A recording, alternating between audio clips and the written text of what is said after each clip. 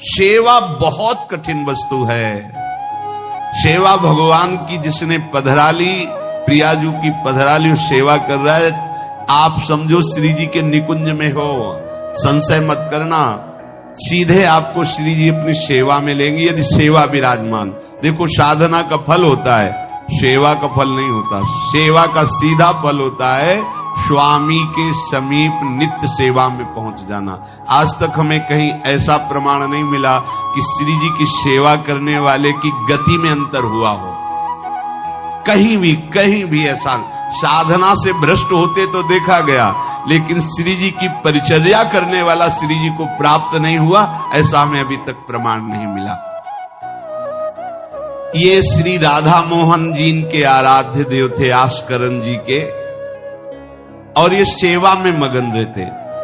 देखो जब आप ठाकुर सेवा, जैसे आपको कि अब हम सेवा में रहेंगे तो हमारा काम कौन करेगा, तो पूरी सृष्टि तुम्हारे काम से चल रही है, तुम्हारे चलाए चल रही। अरे कुछ समय, घड़ी दो घड़ी तुम ऐसी निकालो जिससे एकांत चित्त से आनंद पूर्वक अपने लाडले ठाकुर को दुलार कर सको, उनको श्रृंगार करो, भोग लगाओ, आरती करो, 4 परिक्रमा करो, साष्टांग दंडवत करो। जीवन का परम लाभ है ये।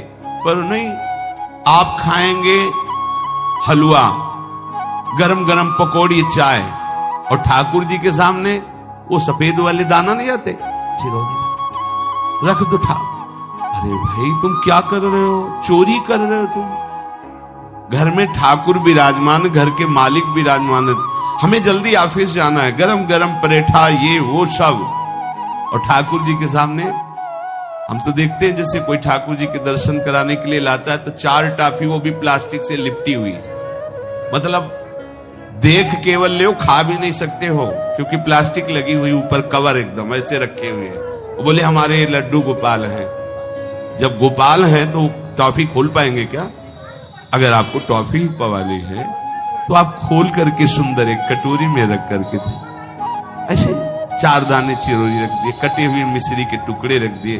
अरे अनंत ब्रह्मांडों का भरण पोषण करने वाला तुम्हारी चिरौरी के लिए मर रहा है। हाँ, अगर तुम्हारे पास केवल चिरौरी ही है तो वो तृप्त हो जाएगा। तुम खाओ हलवा, उसको रखो चिरौरी, तुम पहनो एक से एक बढ़िया कपड़ा, और ठाकुर जी के लिए अलग कपड़ा होता है दुकानों में, वो ठाकुर जी के लिए लेना है। सत्यनारायण की पूजा की सामग्री गांव में जो परचून की दुकानें होती हैं कस्बों में, उनमें अलग होती है। बोले सुपारी देना, तो बोले पूजा के लिए, बोले हाँ, वो सड़ी सुपारी का अलग बैंक होता है, वो पूजा के लिए जाएगा। प्रभु के लिए तुम ऐसे चिरौरी रख देते हो। वो नारियल भी जिसमें पाली लो, देखो ना कथा, सत्यनारायण की कथा करनी, हमें नारियल दे दो। वो सूखा नारियल जो किसी काम में ले जाएगा वो सत्यनारायण के पास जाएगा। वो कपड़ा टून का ना पहन सकते हैं, ना ओढ़ सकते हैं, ना बिछा सकते हैं, ना पोछा लगा सकते हैं, वो ठाकुर जी के लिए बलिहारी है श्रद्धा। तो भी ठाकुर जी भी ऐसी व्यवस्था करते हैं, ना पहनने लायक ना ओढ़ने लायक, ऐसा तुम्हें नया जीवन देंगे, जरूरत ही नहीं पड़ेगी कपड़े की, घूमो वैसे ही। हाँ, जरूरत ही नहीं पड़ेगी, अल्ली ओलिया नहीं, कोई जरूरत नहीं है, घूमो। इसलिए सावधान। भगवत सेवा का तात्पर्य है उत्तम भोग लगाए मोर मरकट को से। स्वामी जी महाराज परम विरक्त, वैराग्य की चरम सीमा स्वामी श्री हरिदास जी, लेकिन उत्तम भोग लगाए ठाकुर जी को। उत्तम तुम्हारे पास जो कुछ है उसमें सबसे बढ़िया भोग बनाओ। धन्ना जी के पास बाजरा की रोटी भी पूरी नहीं थी कि भरपेट पाले, तो एक रोटी रोज ठाकुर को रखते, आधी ठाकुर जी पाते थे, आधी आप पाते। सुदामा जी के पास कौन सा माखन मिश्री था, वो तंदुल जो पछोरने से बाहर निकलते हैं, किसी काम में नहीं, वो लेके गए थे। ठाकुर जी पाते हो कहते आज मैं तृप्त हो गया। सबरी जी के पास क्या था? जंगली बेर, कहीं कड़ुआ कसेला ना हो, इसलिए चख के मेरे रघुनाथ जी को कहीं कसेला ना लगे, प्रभु वाह वाह करके पा रहे। विदुरानी जी ने कौन सा 56 भोग पवाया? केले के छिलके, भाव दशा में डूबी हुई। देखो हमारे ठाकुर को कुछ नहीं चाहिए, भाव से समझिए। ये बिहारी जी को 4 घंटे बैठने के लिए 10-10 लाख रुपए का फूल बंगला निकले, काम थोड़ी चलाया जाता है। अरे हमारे लाडले सरकार है, अगर 4 घंटे बैठ गए 10 लाख खर्चा हो गया तो क्या? अनंत ब्रह्मांडों का सृजन करने वाला ठाकुर हमारे पास नहीं है, तो ठाकुर जी को आपका भाव चाहिए। और आप तो सो बढ़िया पलंग में, और ठाकुर जी को एक छज्जा में विराजमान किए, छज्जा में ऐसे उतर नहीं सकते, मतलब कूदे तो वैसे ऊंचे, अगरबत्ती दिखा दी आप तो नहीं, अपने लाड़िले ऐसे प्यार करो, ऐसी जगह सिंहासन रखो कि उतर कर अगर आपके वन विहार करना चाहे तो उतर लेना, ऐसा विराजमान काम से। वो एकदम वो सिर्फ दीवार में ऐसी जगह, या तो बाहर वाले कमरे में, अपने कमरे में तो ठाकुर जी रहेंगे ही नहीं।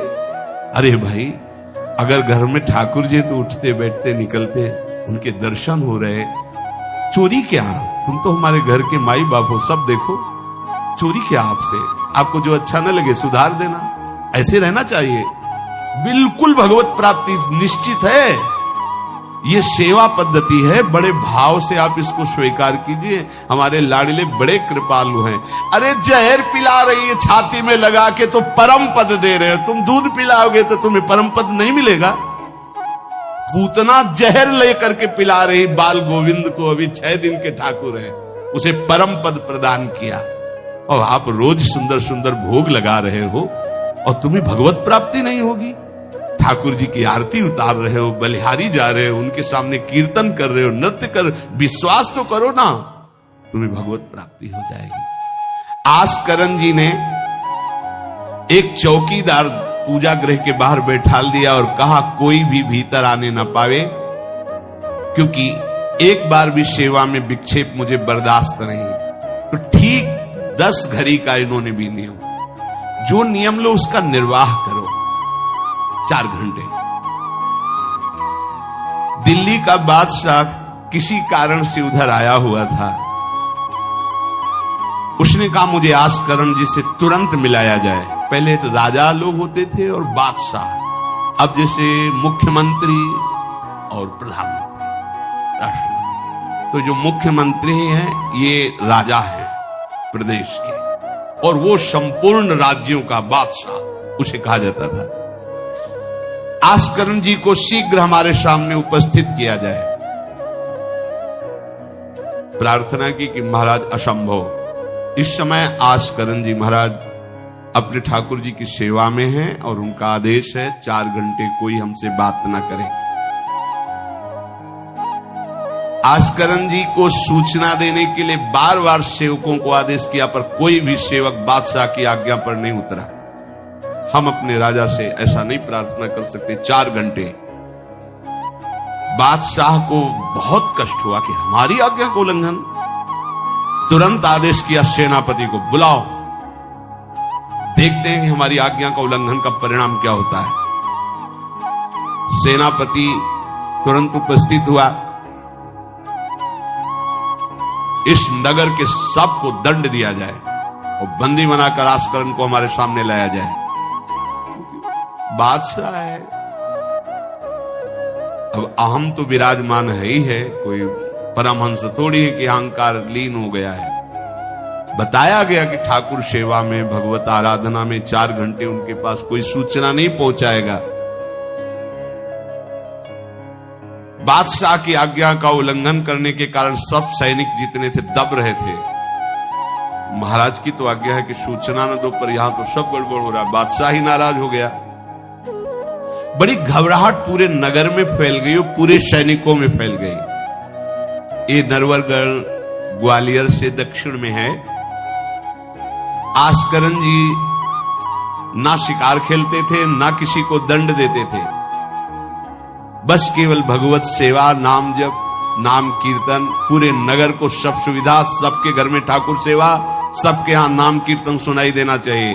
जिसको जो जरूरत हो राज दरबार से ले जाए। किसी को लग सकता है अगर ऐसे बढ़ता रहेगा तो राज खजाना खत्म हो जाएगा। नहीं, अज्ञान से तुम सोचते हो। एक बार पूज्य पादुड़िया बाबा के यहाँ 500 लोगों का भोजन बना। अब वहां उत्सव में 5000 से भी अधिक लोग आ गए, तो जो सेवक जन थे, भंडारी थे, भाग के आए, बाबा अब तो बहुत ही हानि हो जाएगी, क्योंकि सब लोग आ गए, 5000 के लगभग लोग हैं और 500 का ही भोजन बना है। बाबा जी ने कहा घबराने की जरूरत नहीं। गए, अपना ऊपर का चला ऐसे डाल दिया जो रसोई बनी हुई थी। बोले इसे खोलना नहीं, बस बांटते जाओ। सब पा चुके, जितना बना था ना। भगवत प्रताप। हरिराम व्यास जी की बेटी का ब्याह, रात्रि में बारातियों के स्वागत के लिए एक से एक सुंदर पकवान बने हुए थे, क्योंकि जिनके चेला मधुकर शाह राजा थे उनके पास कमी क्या, सब सुविधा। हरिराम व्यास जी ने सोचा ये संसारी आदमी इतने सुंदर सुंदर पकवान पाएंगे, ये तो ठीक नहीं है। वृंदावन के संत जन लेंगे तो अपने ठाकुर का भोग लगाएंगे, पाएंगे, कीर्तन करेंगे। कोतवाल को बुलाया वृंदावन के और कहा सब वैष्णव जनों को कह दो कि तुरंत आ जाओ, रमनिया ले जाओ। देखो कैसी भावना है, बेटी का ब्याह है। बोले संसारी आदमी बाराती क्यों पाएंगे, अब आप हो तो कह दे अरे इज्जत चली जाएगी, बाबा जी को खवाने से क्या इज्जत है, बारातियों को खवाएंगे तो इज्जत बनेगी।